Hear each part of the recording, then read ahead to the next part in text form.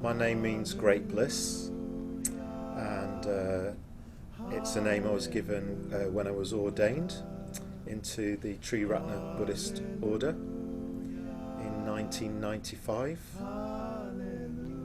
And is that something that they recognise in you? So did he recognise that in you, or is it more of a practice, something to develop?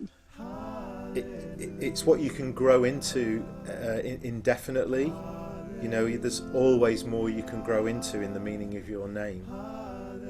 So hopefully you've got a little bit of that quality in you, but it's also a reminder to what you're striving to become in your fullness. Yeah. So it was just a complete shock. It took me quite a while to embrace it, really. But when I did tune into it more and embrace it, I really loved it, and I still really love it. I love my name so much. It's such a gift to be given. No. Back then I was working at Windhorse Trading, then Windhorse Trading, which was a big team-based right livelihood business in Cambridge, which is now folded, or has been folded for many years.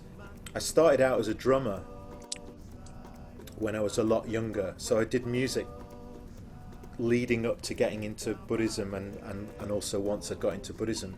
But then it went out the window, got involved in Triratna, and lived in communities and worked in right livelihood. So singing and mantra came further down the line. Yeah. And how did that come about? So 2 years after getting ordained, I basically had a nervous breakdown. I just completely crashed. Something wasn't working, and it was kind of out of the ashes of the nervous breakdown that I got back in touch with music, because by then music had really gone out of the window. I got reconnected with music, but this time I reconnected with singing, and I was having singing lessons for a few years, and then I started going to singing workshops. So it wasn't drumming, it didn't return back to drumming, and it was jazz drumming that I was into when I was a lot younger. It was singing, and it became very much African singing, African harmonies that I really, really connected to. So it was out of the manure of that very, very painful few years that I had at that time, that soulful singing grew out of that. So it's soulful singing first, and then that's when I started leading my own workshops, really, really slowly and on a small scale, before I started to step out in a bigger environment. And then it was many, many years down the line, I think, that mantra came in as well. I started doing mantra in the way that I do it now, with harmonies. So that's going back to around 2000, 2001 is when I started getting into the birth of soulful singing. And what was it like back then? What were your first sessions like? Well, I got a little group of Buddhists that I knew around me, came to my flat, and we did a weekly workshop, and that dwindled down to about 2 people. It was literally 2 people that I taught for about a year and a half. So it was almost like having a singing lesson, because it was only 2 people rather than a workshop. And then I just realised one day I needed to step up and I needed to step out. And so I started advertising and hiring rooms and leading workshops. And I only had like 5 people come to the first workshop. It was really small. It was really small scale. Yeah. I went to my first Buddhafield festival in 2003, so that was before I moved to Brighton. And 2004 was the first year that I led singing workshops. I think it was, or was in 2003, 2004 was the What was first. that first Buddhafield singing workshop like?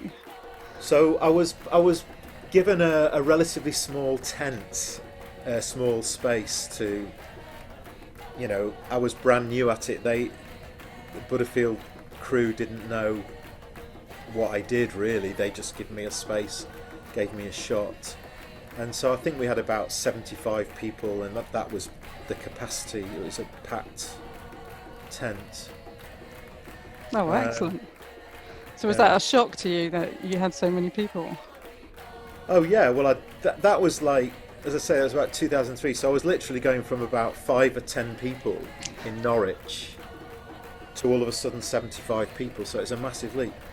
But I was really aware of Jules doing her ecstatic dance in the big top. At the same time? At the same time, she'd been there. I don't know how long for, but she'd been there years before I'd ever started. So she'd had an established workshop, ecstatic dance. And in the big top, it was like, I don't know, 200, 300 people, something like that. And that was the biggest space at the festival. And I remember going up to the big top one day when there was nothing on and it was completely empty. And I went up there and I just like looked in to the big top. And I just had this real sense of wanting to be there the following year. And I said to myself, you're going to be there in here. You're going to be in here next year. And then another voice came in and went, but what if no one comes? What if you don't fill it and it's really empty and it's a bit of a failure? And then another voice came in and said, no. If you step into that space, people will come. So the following year, so I asked and I got given a slot. I mean, I might have had more than one because I've always done about three workshops every festival. And I led my first workshop. It was packed. Had about 200, 300 people, and it was just absolutely amazing. Just amazing. What's it like being in the middle when everyone's sort of just following or singing your song? I've got the best seat in the house because everyone's facing me. So to have all of these people, all of these voices giving voice, it's especially, it really hits me when I'm doing the warm-up. I always do like a 15-minute warm-up. And, I do a kind of, hey, kind of a sound and everything. And when everyone does that at me, oh my God, it's like decibels, it's like, almost feel like I'm getting knocked over by the power of the sound. It's incredible. I get totally energized by the workshops, as everyone seems to do that comes to them. But yeah, I am holding a big space, and it takes a lot of energy to hold a space. But as I say, I get so much back because it just always works. I don't recall really ever having particularly bad workshop. It just always just seems to magically work really well. And there's all this, as you've experienced, it's just all this energy created collectively. It is amazing seeing people just drawn in. So the people, I've noticed if I'm late for a workshop, you just see people kind of gravitating towards it because they're hearing the sounds that are coming out of the tent, and it's just like magnetically attractive. It's And then when you kind of elbow your way to the front nicely and get to hear that sound, I get something of what you hear, and it is an amazing experience having all the different harmonies with so many voices just concentrated in that middle. It is an amazing thing. Well, in my sort of regular workshops in Brighton and elsewhere, I go to Bristol. I used to go to Bristol before the lockdown. I try and get people more in a circle, and you can do that more easily with a smaller number of people. And I always invite people into the centre. So I try and give people the same sort of experience that I get with all the voices singing at you. And people are often really bowled over by, they go in and they just really light up because all of a sudden all the sound is coming at you. It's harder to do that at Buddhafield. It's a bit like we just get on with it as best we can. Yeah. I do try and have a bit of a space at the front, and I do try and create a kind of curved shape so that we are all singing towards each other. Yeah. I mean, my experience is not just the sound and the music. It's there's that energy that doesn't just come out of the sound that's coming out of the mouths. In that there's a concentration of love and excitement and joy in that middle as well. So yeah, it's an amazing thing that you kind of enable. Thank you for doing that. So I guess this year's been pretty tough for you, not being able to. Well, with the lockdown and everything, how has that affected what you do? Well, obviously, I've not been able to do in-person workshops, singing workshops, or Beauty of Mantra. And I've basically moved it all online, as loads of people have had to do. So I'm a Zoom devotee with Soulful Singing workshops.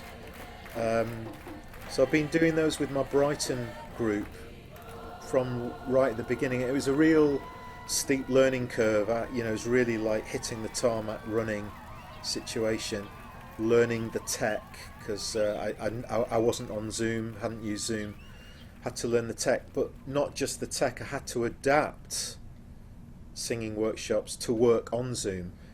And it's a total contradiction in terms, because you can't actually hear people. So you actually have to have everyone muted, because otherwise there's a delay in the sound and it just bounces around from different people, and it's just absolutely chaotic. And because I'm leading it and teaching, so I'm the one that has to be heard, so everyone's on mute but me. So it's kind of like becomes more like an en masse one-to-one singing lesson in a sense.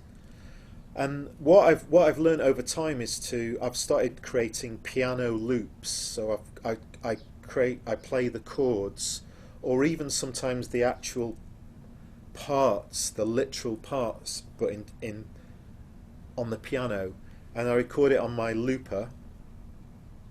And so when I've taught all the parts, we then sing along to the looper, so then that creates the harmonies in the absence of us being able to do that together.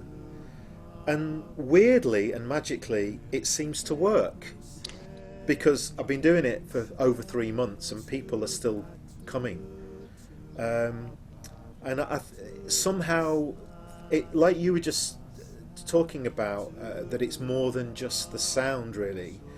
It's very much about connection. And of course, with the lockdown, with a lot of us that are, like, I live on my own, and a lot of us are living on our own, or we're not seeing as many people, having contact with as many people as we were. So what I've been gathering from my singers is it's been a real just a real positive experience to connect with people, because it's great just seeing everyone on screen. And we do unmute everyone to have a chat here and there, so there is chance to verbally communicate and connect. So yeah, it's a strange beast, but it seems to work. And with Beauty of Mantra, I've been doing those on Facebook Live, so I haven't even done those on Zoom. So that is very much, it's not a performance, I don't see it as a performance, but it's a kind of a bit more like me doing my thing. I teach the parts like I do on Zoom with the singing, but I don't hear or see anybody, and I just hope they're joining in or listening and relaxing. I've been getting a lot of good feedback. People have really been enjoying the mantra sessions as well. So you're running two events at the upcoming Buddhafield in the Web online celebration. Can you tell us a bit about those? Yeah, well, exactly what I've just been describing. I'm going to do, but I'm going to do one soulful singing session, um, which is on the Thursday of the festival at 2 till 3:30, if I remember correctly. So it's an hour and a half. And I'm doing a beauty mantra session on the Saturday night, 8:30 to 9:30. So the singing's going to be on Zoom, and the mantra will be on Facebook Live. If the Buddhafield powers that be organise it in that way, which is what I've asked. I think that's how it's working. Yeah, Yes. yeah. And do you have any advice for people who might not have experienced your workshops before? Well, maybe that's something you could answer, Zoe. What advice would you have given yourself before you came to my workshops? Relax. I think it's about let everything go, all those worries, all that perfectionism, just let it go out the window. I think when I have a horrible habit of escaping into perfectionism, Right. and it's not necessary to make a good sound. You got to let go, really, haven't you? And just Yes. enjoy and be in the now rather than in worry. I do think there can be a bit of I don't know if stigma's the right word, but a bit of some people have fear around singing. Some people have fear, well, we all do, don't we, around creative expression of various sorts. Sometimes I've had people come to workshops and they come straight up to me immediately at the beginning of the workshop going, you know, I don't have to sing, do I, or something like that. They ask me, like, well, it is a singing workshop, you know, but it's like they're going, please don't judge me. I just want to get it from you that you're not going to judge me. It's something like that is what sort of message that I've got, and I just always make light of it, like, don't worry, just jump in. That's the thing, really. Once you're in, all of that just evaporates, really, and it's just something else takes over, and all that fear, all that inhibition just drops away. That's what I've observed over the years I've been doing my workshops. The beauty of Zoom and also Facebook Live is that I can't hear you anyway. No one can hear you, and I've been making the joke to my people that come to my Zoom workshops that you could be singing another song for all I know, because you're on mute, so it doesn't matter. So you really don't have to have any concerns about whether you're good enough and all of that. It's a really good, I mean, that aside, that I can't hear you, no one can hear you, it's a really good way actually of overcoming that sort of psychological fear, psychological block of not feeling like you're good enough. It's a really good way of overcoming that, because it just goes, because the enjoyment happens so quickly, doesn't it? Do you remember? You know, it's like, it's almost instantaneously, wow, we're into something that's really just light and enjoyable. And it's meditative as well, isn't it? Something I know about your compositions or your arrangements is they're very simple,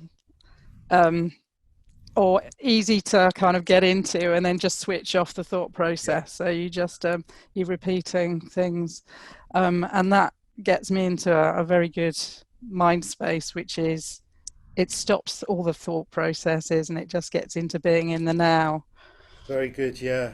It's you get out of your head very quickly, don't you? Because actually, it's a good point you've made. Because in a way, the fears that we have, that we bring, are just up in our heads, and somehow you get out of the way of You know, you get out of your head, you get more in your body.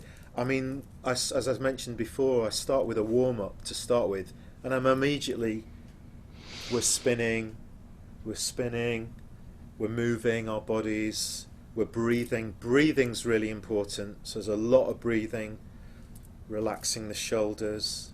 And before you know it, you are actually in meditation, really. You're in a kind of bit like Qi Kung. It's a bit like Qi Kung, the way I do my warm-ups.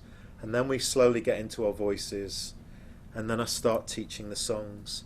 And as you say, the songs I try and make them, it's this kind of balance of being simple, quick to teach, quick to learn, and accessible, but they have enough challenge to them to make you have to really focus, and also enough beauty in them to make it really enjoyable to sing them. All my songs are other people's songs. Often they're just traditional African songs.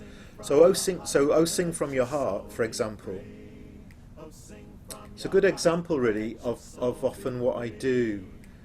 So I'll hear a song and I'm inspired. I've got to be inspired by it to begin with. If I'm not inspired, I can't then pass that inspiration on to you, to the workshop attendees. So I heard it, and I, as I say, I love South African music, and that the original of that is a instrumental composition by a musician called Abdullah Ibrahim, who I've loved from way back, from the 80s. I came across him. So it was just dee-dum to start with, because it was an instrumental. So what I did was put words to it. So sing from your heart, let your soul be free. And then the next bit is a mantra, Manjagosha mantra, Om Arapachanadi, which rhymes with free. Om Arapachanadi.